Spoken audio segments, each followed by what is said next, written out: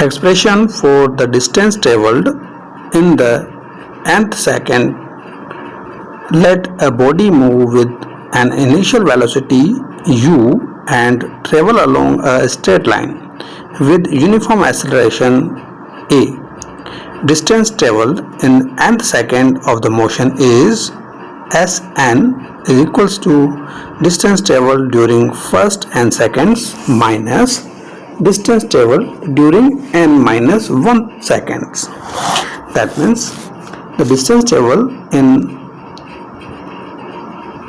nth second, it is denoted by dn minus distance traveled in n minus 1 second, we can denote it dn minus 1. Now we want to calculate the value of dn and dn minus 1. Okay, we know that the distance is denoted by s equals to ut plus half at square.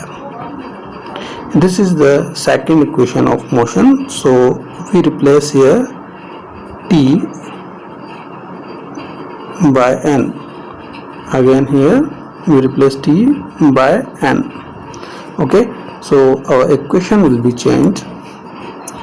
Distance is denoted by d in first nth seconds. Distance covered denoted by dn is equals to un plus half into a into n square. Clear? Again we could calculate the value of dn minus 1, that will be u n minus 1 plus half into a into n minus 1 whole square. Okay, now both of these values we will replace in Sn. Okay,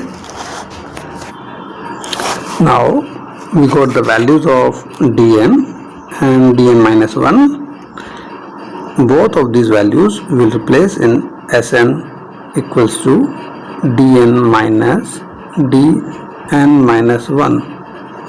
Okay, in this equation we replace both of these values. Okay, so again you could see the distance traveled in nth second will be dn minus dn minus 1.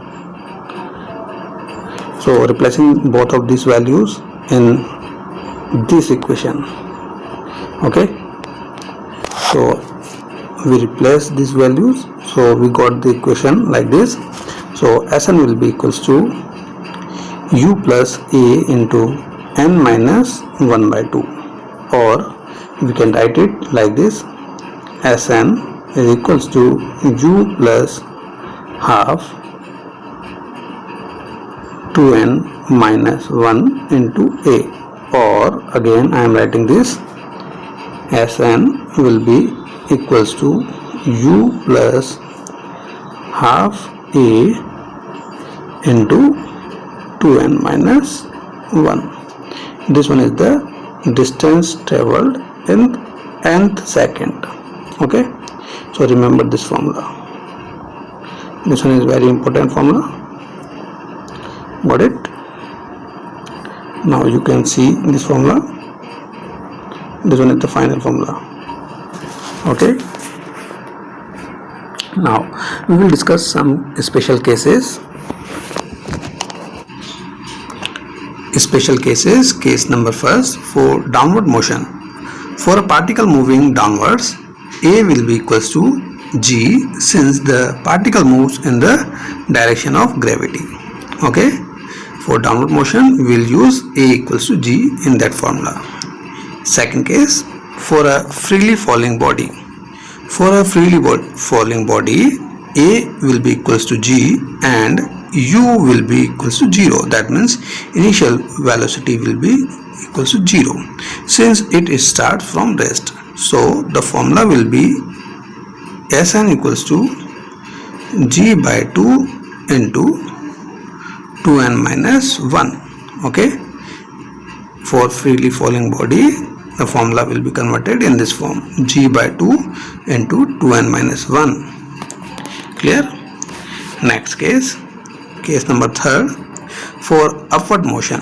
For upward motion, for a particle moving upwards, a will be equals to minus g, since the particle moves against the gravity.